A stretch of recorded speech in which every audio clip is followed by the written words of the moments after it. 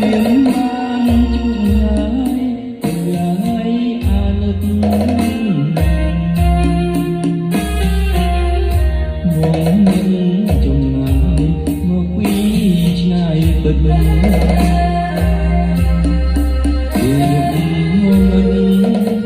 សូមច្រកទាំងមុំ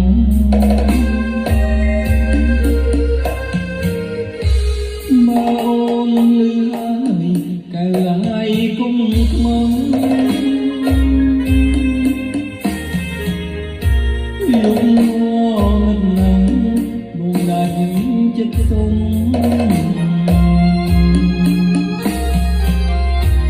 តែស្បើ